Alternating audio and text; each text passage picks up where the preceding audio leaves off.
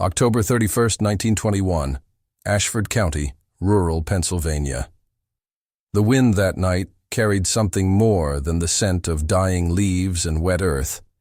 It carried whispers, old forgotten whispers that seemed to seep from the very soil itself. Rain hammered against the narrow dirt roads that snaked through Ashford County like arteries feeding a dying body. The kind of rain that doesn't just fall, it attacks. Cold, relentless, turning the world into a blur of gray and shadow. Halloween in 1921 was not the commercialized affair it would become decades later. Out here, in the forgotten corners of Pennsylvania, it was something darker, something older. The locals called it Samhain in hushed tones when they thought no one was listening. A night when the veil between worlds grew thin, when things that shouldn't be possible became terrifyingly real. The Ellison farmhouse sat 3 miles outside the town of Millbrook, a collection of weathered buildings, barely 50 souls strong, clinging to existence in the aftermath of the Great War.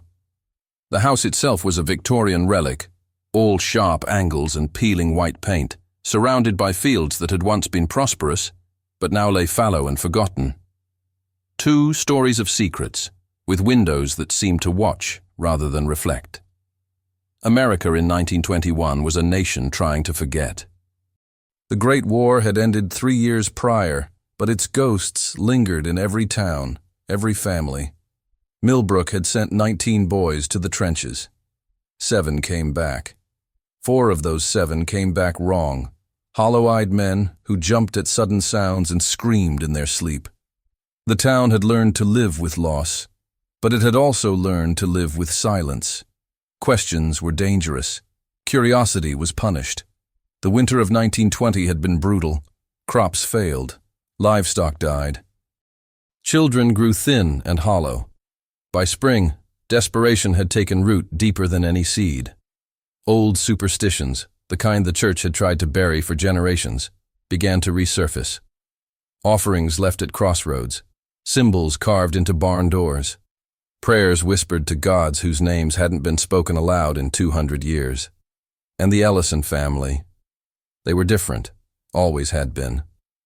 Malcolm Ellison, the patriarch, was 43 years old, but looked 60. The war hadn't taken him, he was too old for conscription, but something else had. His eyes, once a piercing blue, had faded to the color of winter ice. He was a tall man, 6 feet and change, with shoulders that had once been broad, but now curved inward, as if he were trying to fold himself into nothing. His hands trembled constantly, a detail he tried to hide by keeping them buried in his pockets or clenched into fists. Malcolm rarely spoke. When he did, his voice came out as a rasp, like sandpaper on wood. The townspeople said he'd made a deal with something in the woods behind his property. Others said he'd seen something during a hunting trip 5 years ago that had stolen his voice and left only echoes. His wife knew better than to ask. Catherine Ellison, 38, was a woman who had once been beautiful. You could still see traces of it in the sharp line of her jaw, the elegant arch of her neck. But beauty had been carved away by hardship and replaced with something harder, something that couldn't afford softness. Her hair, once auburn and lustrous, now hung in a severe bun, streaked with premature gray. She moved through the house like a ghost, her footsteps silent, her presence barely felt. Catherine had a habit of staring at nothing. She would stop mid-task, kneading bread, hanging laundry, stirring soup, and simply stare into the middle distance, her hands frozen, her eyes seeing something no one else could see. The episodes lasted anywhere from 30 seconds to 5 minutes. When they ended, she would blink, shake her head slightly, and continue as if nothing had happened. She never spoke of these moments. No one dared ask. Thomas Ellison, 16, was the oldest child. A thin, angular boy with his father's height but none of his former strength. Thomas had dark hair that fell across his forehead in greasy strands, and eyes that never quite met yours. He had a nervous habit of cracking his knuckles, one by one, in a rhythmic pattern that set teeth on edge. The boy was intelligent, too intelligent, some said. He'd taught himself to read Latin from his grandmother's old books, spent hours in the root cellar sketching diagrams and symbols that looked like nothing anyone recognized. The other children avoided Thomas, not because he was cruel, but because he made them uncomfortable in ways they couldn't articulate. He spoke in riddles sometimes. He predicted things, small things, like when it would rain or when Mrs. Henderson's cow would die. He was always right. Margaret Ellison, 14, was different from the rest of her family in every possible way. Where they were shadows, she was light. Where they were silence, she was laughter. Margaret had her mother's auburn hair, untouched by gray, cascading in wild curls she refused to tame. Freckles danced across her nose and cheeks. Her eyes were green, bright, vibrant green, like new grass in spring. She smiled easily, laughed loudly, and seemed completely untouched by the darkness that saturated everyone else in the house. It was unnatural, that brightness, like a candle burning in a tomb. Margaret loved Halloween. She carved pumpkins with elaborate faces, baked apple pies, told ghost stories to her younger sisters. While everyone else in Millbrook treated October 31st with wary respect, Margaret treated it like Christmas. This year, she'd spent weeks preparing. New dress, pale yellow with white lace, new ribbons for her hair. She'd even convinced her mother to let her host a small gathering, just a few friends from the church. The twins, Sarah and Elizabeth, were 11. Identical in every physical way. Same brown hair, same brown eyes, same small frame, but opposite in temperament.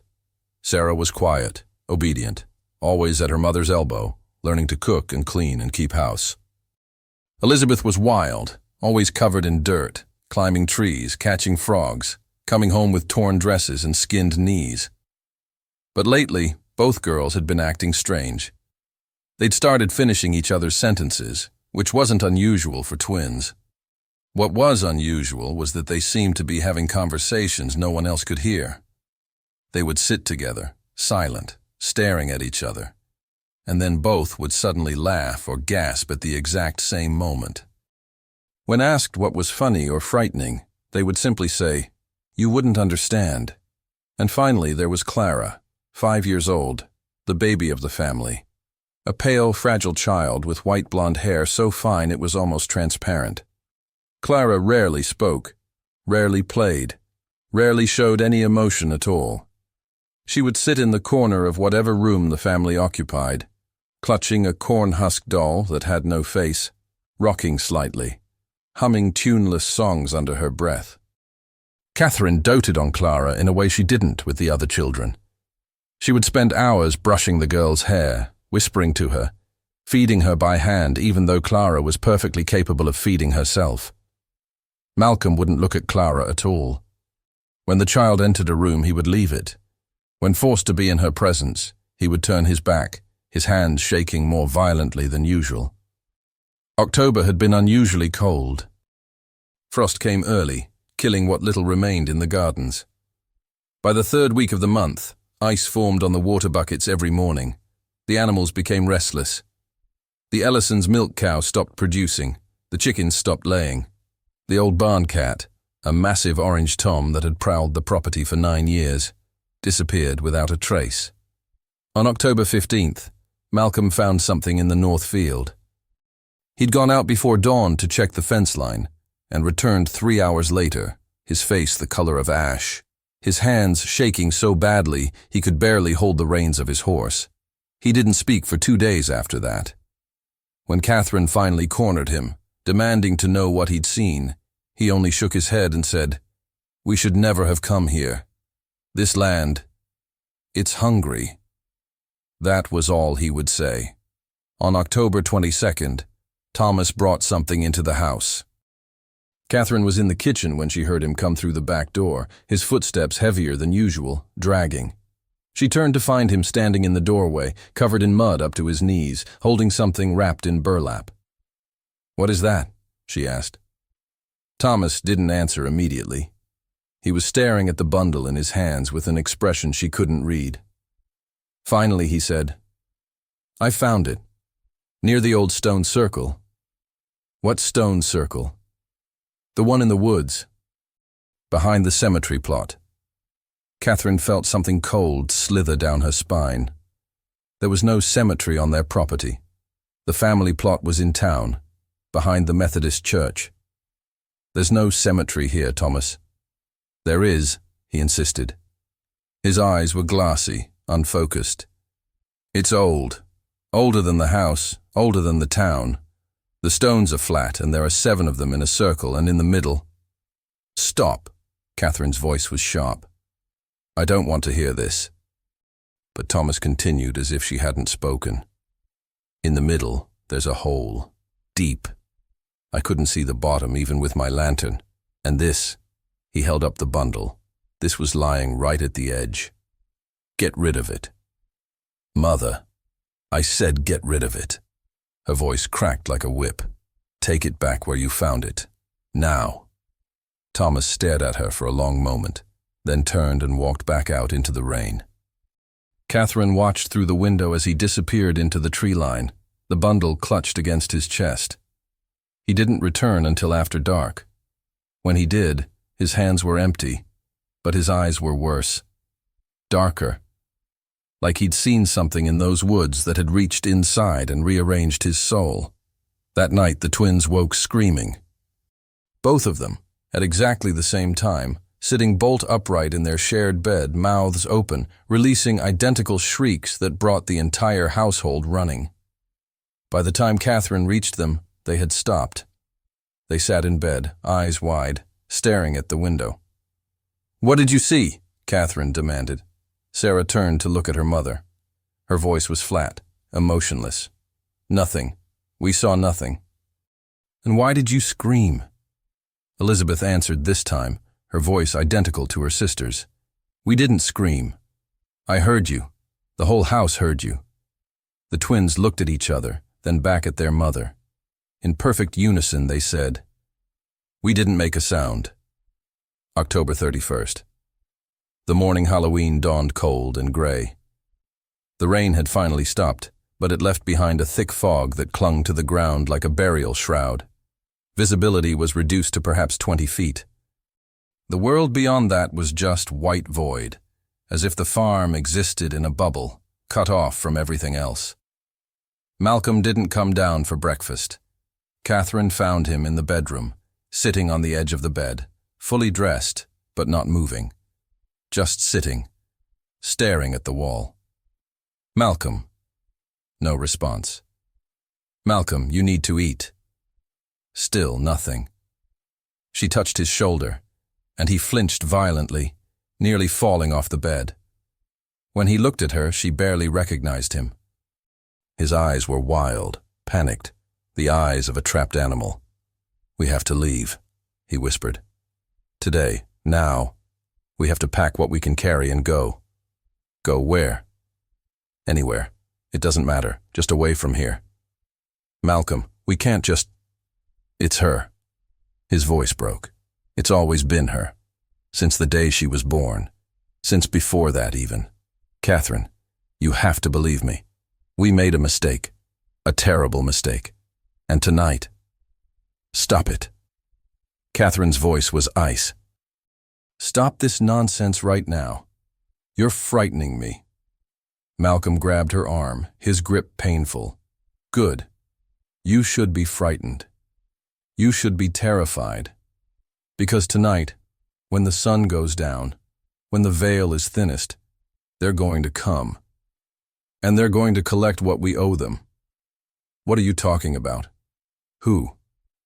But Malcolm just shook his head, released her arm, and returned to staring at the wall. Catherine left him there and went downstairs. She had a party to prepare for, regardless of her husband's delusions. Margaret was radiant. She'd been up since before dawn, decorating the parlor with dried corn stalks and gourds, arranging apples in bowls, setting out plates of cookies shaped like crescent moons and cats. She sang while she worked, her voice clear and sweet, echoing through the house.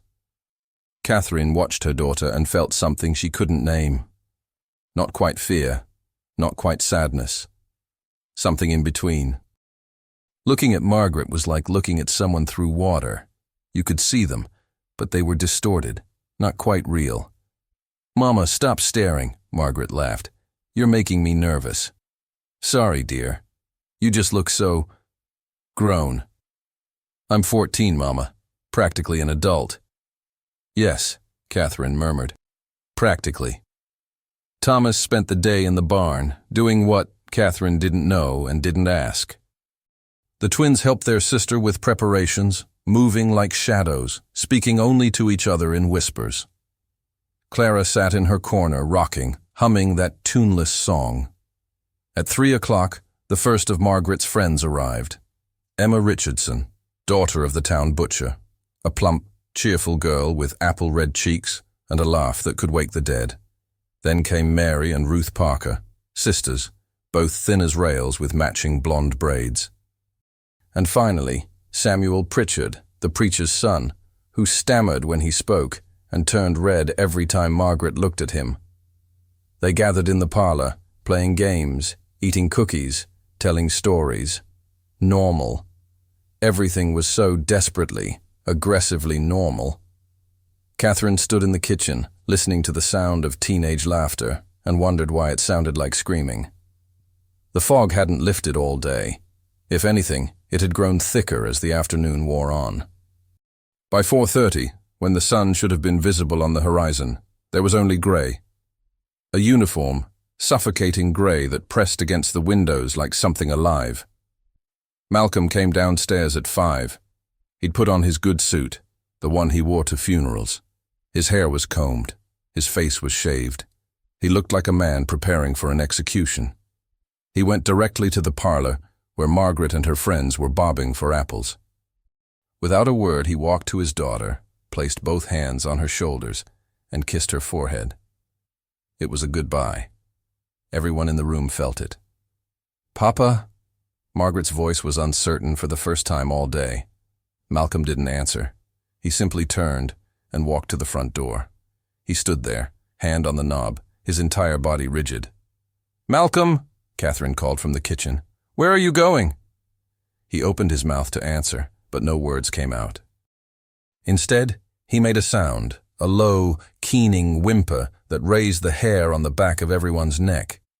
Then he opened the door and stepped out into the fog. Thomas moved to follow him, but Catherine grabbed his arm. "Let him go." "Mother, he's not right. Something's wrong with him." "I know, but whatever's happening, we can't stop it." They stood at the windows, watching as Malcolm's dark figure was swallowed by the white. Within seconds, he was completely invisible. They waited for sounds, footsteps, a shout, anything. But there was only silence. Malcolm Ellison was never seen again. At 7 o'clock, as darkness fell, though in the fog it was impossible to tell the difference between day and night, there came a knock at the door. 3 sharp raps. Pause. 3 more raps. Everyone in the parlor froze. Margaret's friends looked at each other nervously. This wasn't part of the fun. This felt wrong. Catherine moved to the door. Through the frosted glass, she could see a silhouette. Tall, impossibly tall, and thin. So thin, it didn't look quite human. "Who is it?" she called. No answer. Just another knock. 3 raps. Pause. 3 raps. Thomas appeared at her elbow. "Don't open it. Someone might need help. Mother, please, don't open the door." But Catherine was already turning the knob. The door swung inward, and cold air rushed in, bringing with it the smell of wet earth and something else. Something old and rotten. There was no one there. Just fog. Dense, white, swirling fog. And somewhere in that fog, barely audible, the sound of children singing. Not words. Just notes. High and pure and completely inhuman. And then Clara spoke for the first time in months. Her voice was clear as a bell, cutting through the sudden tension like a knife. "They're here," she said. "They've come to collect their daughter." Catherine turned to look at the little girl in the corner. Clara wasn't rocking anymore. She sat perfectly still, her faceless doll clutched in her hands. and she was smiling. "What did you say?" "A daughter was promised," Clara continued in that same eerily adult voice. "On this night, on this exact night, 7 years ago. You made a deal, Mama. You and Papa. When the harvest failed and the bank was going to take the farm. When you prayed to anything that would listen, something answered. And it gave you what you needed. All it asked in return was a daughter, to be delivered on her 14th Halloween." The room had gone deadly silent. Everyone was staring at Clara, at Catherine, at Margaret, who had gone very pale. "That's not true," Catherine whispered. "That's not—" "Margaret turns 14 today," Clara said. "October 31st. The veil is thin, the door is open, and they've come to take her home." Outside, the singing grew louder, and through the fog, shapes began to emerge. Tall, thin, moving in ways that legs shouldn't move. Margaret's friends bolted for the back door, screaming. Catherine lunged for Margaret, but Thomas held her back. The twins stood frozen, holding hands, tears streaming down their faces.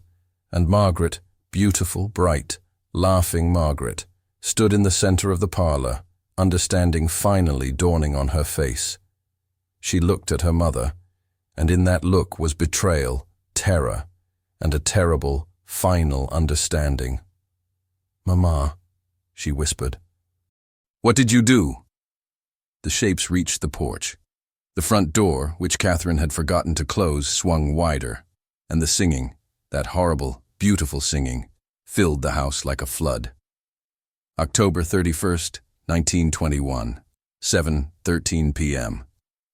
The shapes that emerged from the fog were not quite human, but not quite anything else either.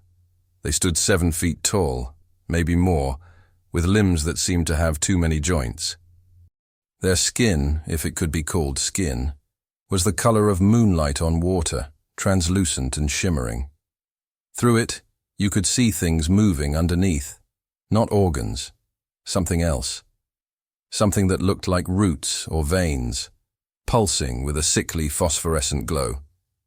They wore clothes that might have been white once, but had yellowed with age. Simple garments, like burial shrouds. Their faces were the worst part. Almost human. Almost. Eyes too large, mouths too wide, features just slightly wrong in ways that made the brain scream in protest. There were 7 of them. They stood on the porch, unmoving, their heads tilted at identical angles, staring into the house with those 2 large eyes. Catherine finally found her voice. "Get out!" she screamed. "Get out of my house!" The entities didn't move, didn't blink, didn't breathe. They simply stood there, and the singing continued, though their mouths never opened. Margaret was backing away, her hands pressed against her mouth, tears streaming down her face. Thomas held his mother back as she lunged again toward her daughter. The twins had collapsed to the floor, still holding hands, sobbing uncontrollably.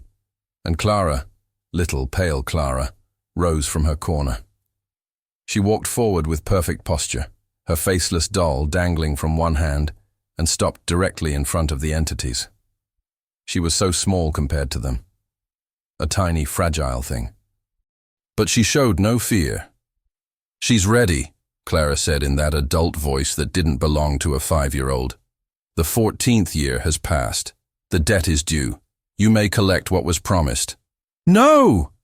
Catherine's scream was primal, animal. She broke free from Thomas and threw herself between Clara and the entities, spreading her arms wide. "You can't have her! I don't care what we agreed to! You can't have my daughter!" One of the entities spoke. Its voice was like wind through dead leaves, rustling and dry. The bargain was made. The price was set. A daughter, offered freely on her 14th Halloween. The contract is binding. "She's just a child." She was promised before she drew breath. She has always belonged to us. Catherine was shaking her head violently. "Take something else. Anything else. Take the farm. Take me. Just not her. Please. Not Margaret." The entity's head tilted further, studying Catherine with those horrible eyes. "You misunderstand. We do not want Margaret." The room went silent. Even the twins stopped crying. "What?" Catherine's voice was barely a whisper. The entity turned its gaze to Clara. "We want the daughter you offered, the one you promised, the one you created specifically for this purpose." Catherine's face drained of all color. No, that's not... We didn't." But the truth was written all over her face. In the way she swayed on her feet, in the way her hands began to shake, in the way she looked at Clara, really looked at her, for the first time with full understanding. Thomas understood first. His voice was hollow. "Clara isn't our sister, is she? She's the offering. She was always the offering." Catherine collapsed to her knees. The words came out in broken sobs. "We didn't mean to. We didn't know what we were doing." It was November 1914. The harvest had failed for the third year. The bank was going to foreclose. We had nothing. No money, no food, winter coming. The children were starving. Thomas was sick with pneumonia. We thought he was going to die. She looked up at Margaret with desperate eyes. "Your father went into the woods, to the stone circle. Thomas had found it months earlier, but Malcolm forbade anyone from going near it. But that night, he was desperate. He went there, and he called out. He didn't know what he was calling to. He just begged for help. For anything." Thomas moved closer, his face ashen. "And something answered." Catherine nodded. "It appeared to him in the circle. Told him it would give us everything we needed. The crops would return. The debts would be forgiven. Our children would be healthy and strong. But every gift requires payment. It wanted a daughter. Not one we already had. It didn't want Margaret or the twins. It wanted us to create a daughter specifically for it. A child born of desperation and dark bargains." "A vessel." "Clara," Margaret whispered. "We tried to refuse," Catherine continued. "We told it to take the farm, take our lives, anything but a child. But it said those were not equivalent exchanges. A life of prosperity required a life in return. A very specific life. It gave us until midnight to decide. Malcolm came home and we talked until dawn. We knew it was wrong. God help us, we knew. But Thomas was dying in the next room. The twins were crying from hunger. You, Margaret, were so thin I could count every rib." She was weeping openly now. We agreed. Malcolm went back to the circle on November 1st, All Saints' Day, and made the bargain formal. Within a week, everything changed. Thomas's fever broke. A buyer appeared for our wool at 3 times the market price. The bank made an error in their ledgers and forgave half our debt. It was like magic, like providence. We tried to forget the price. We tried to pretend we hadn't really meant it. "But you got pregnant," Thomas said flatly. "March 1915. I knew immediately that this was different. The pregnancy was wrong from the start. I was sick constantly. I couldn't eat, couldn't sleep. I dreamed of the stone circle every night, of things crawling up from that hole in the center.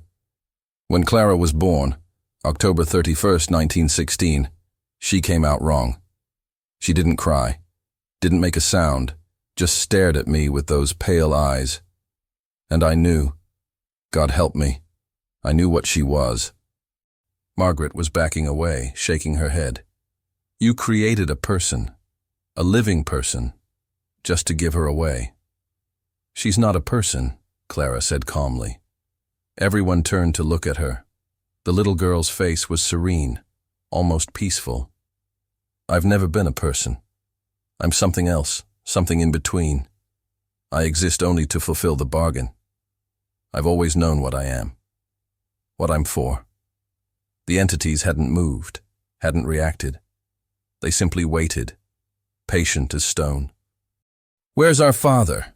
Thomas demanded, turning back to the entities. "Where's Malcolm? What did you do to him?" The entity that had spoken before answered. "He came to us this afternoon, to the circle. He begged us to take him instead, to release Clara and take his life as payment. We explained that this was not possible. The terms were specific. He became agitated. He tried to fill in the hole, to destroy the circle. This was unacceptable. What did you do to him? He is part of the circle now, part of the earth, part of the waiting dark. He will remain there until the stones crumble to dust, perhaps longer. Catherine let out a wail of anguish. Malcolm hadn't run away. He'd tried to save them and been consumed for it. Thomas moved forward, his hands clenched into fists. You're monsters. You prey on desperate people, twist them into making impossible choices, and then collect your price without mercy. We are not monsters, the entity replied. We are simply what we are. Older than your towns, your churches, your laws. We do not pray, we offer. And when the offer is accepted, we expect payment. This is the nature of all things. Balance, exchange. Nothing is given without something taken in return. Clara stepped forward, past her mother, past Thomas. She stood directly before the tallest entity and looked up at it without fear. I'm ready. I've been ready since I understood what I am. This house has never felt like home. These people have never felt like family. I am drawn to the darkness, to the spaces between, to the place where you dwell. I belong with you, not here. No! Catherine lunged forward again, but this time the entities moved. With impossible speed, they formed a circle around Clara, blocking Catherine's path. She's my baby. She's my little girl. You can't have her. She was never yours, the entity said. She was ours from the moment of conception. You were merely caretakers until the appointed time. Clara turned to look at her mother one last time. There was something almost like pity in her pale eyes. Stop fighting. You knew this day would come. You've known for 7 years. Every time you looked at me and felt nothing. Every time you tried to love me and couldn't. Every time Father left the room because he couldn't bear to see what he'd created. You knew. She was right. Catherine's sobs confirmed it. She had known. They had all known. They had simply chosen to pretend. Clara turned to Margaret. You were always kind to me, even when the others weren't. You tried to include me in your games, even though I never wanted to play. Thank you for that. Live well, sister. Live the life I was never meant to have. Margaret couldn't speak. She could only watch, tears streaming down her face, as Clara turned to the twins. Stop crying. I'm not dying. I'm simply going where I belong. You'll forget me soon enough. Children always do. Finally, she looked at Thomas. You were the first to understand. You've always seen things more clearly than the others. The book I left under your mattress, the one wrapped in burlap that you found at the circle, keep it. Study it. It contains truths that might help you understand what happened here. What continues to happen in places like this all over the world. Dark bargains made in desperate times. Perhaps you can save someone else from making the same mistake our parents made. Thomas's eyes widened. The bundle. You wanted me to find it. I've been preparing for this night my entire existence. I am the offering, but I am also the record. The book will tell you everything you need to know about what we are, where we come from, and how to avoid us. The fog outside had grown so thick it was pressing against the windows like something solid. The temperature in the house dropped dramatically. Their breath came out in visible puffs. Frost formed on the inside of the windows, spreading in intricate patterns that looked almost like writing. The entity reached down and took Clara's hand. Its fingers, if they could be called fingers, were long and impossibly thin, wrapping around the little girl's hand like pale roots. It is time. Clara nodded. She dropped her faceless doll on the floor, the only possession she'd ever seemed to care about, and walked toward the door. The entities formed a procession around her, moving with eerie synchronization. Catherine tried one last time. Please, she's just a child. She's 5 years old. How can you be so cruel? The entity paused at the threshold. Cruel? We gave you 7 years with her. 7 years of prosperity and health. 7 years where none of your children died, none of your livestock perished, none of your crops failed. In this time, in this place, that is a miracle. Many would consider it a fair trade. And she came willingly into existence knowing her purpose. There is no cruelty here, only the fulfillment of agreement. I never agreed, Clara shouted suddenly, and everyone jumped. For the first time, the little girl sounded like a child, frightened, angry. I never agreed to be created. I never asked to be born just to be given away. You talk about bargains and exchanges, but I had no choice. I'm a victim just like they are. The entities stopped. The singing ceased. The house fell into absolute silence. You are correct, the entity said finally.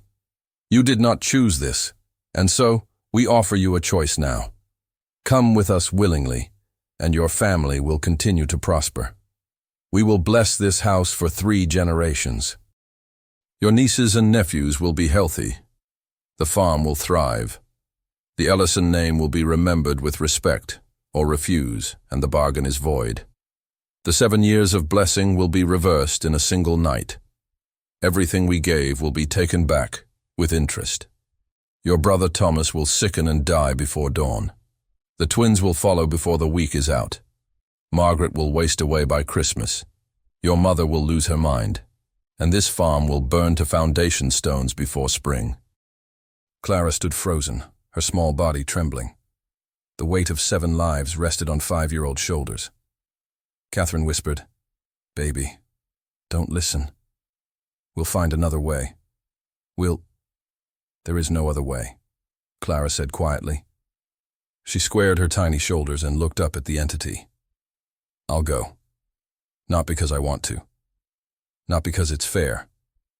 But because I won't let my choice, or lack of choice, destroy my family. That would make me just like you. Just like the thing that made this bargain in the first place. I'll go, but I want you to know that what you do is wrong. What you are is wrong. And someday, something will come for you the way you came for me. The entity looked at her for a long moment. If it was capable of emotion, it didn't show.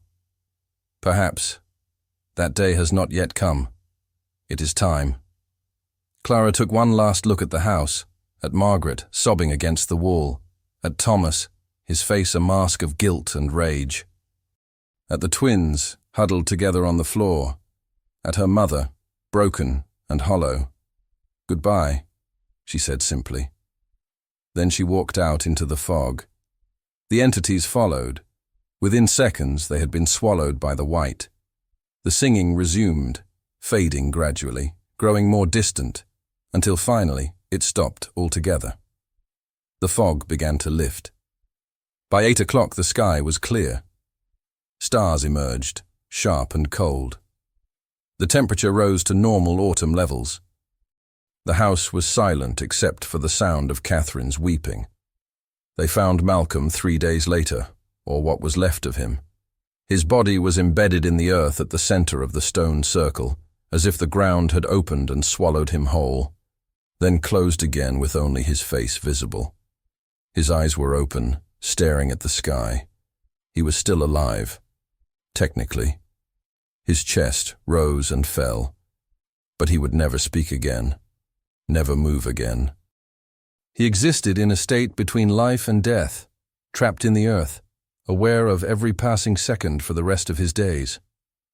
The townspeople wanted to dig him out, but every attempt failed. Shovels broke. Men collapsed from exhaustion after minutes of digging. The earth around Malcolm was hard as stone. Eventually they gave up. They covered his face with a cloth and left him there. By spring, grass had grown over him completely. The stone circle became a place no one visited. Catherine lived for another 33 years, but she was never the same. She rarely spoke. She spent hours staring at nothing, lost in those episodes that had always plagued her. When she did speak, it was often to Clara, calling for her, asking her to come back, apologizing to the empty air. She died in 1954, alone in the farmhouse that had become her prison. Thomas kept his promise. He studied the book Clara had left him. It was written in languages that shouldn't exist, describing entities that predated human civilization. He became obsessed with documenting dark bargains, traveling across the country, finding others who had made deals with things they didn't understand. He tried to warn people, tried to save them. Most didn't listen. He died in 1967 in a psychiatric hospital, still insisting that the things he'd seen were real. The twins left Millbrook the moment they turned 18. They moved to separate cities, cut all contact with each other and their family. They both had children of their own, but never told them about their sister who was given away. Sarah died in 1982. Elizabeth followed in 1989. Neither spoke of Halloween for the rest of their lives. Margaret lived the longest. She never married, never had children. She stayed in Millbrook, tending to her mother until Catherine's death, then living alone in the farmhouse until her own death in 2001, at the age of 94. In her final years, she told the story to anyone who would listen. Most thought she was senile. A few believed. One of those believers wrote down her account, and that's how this story survived.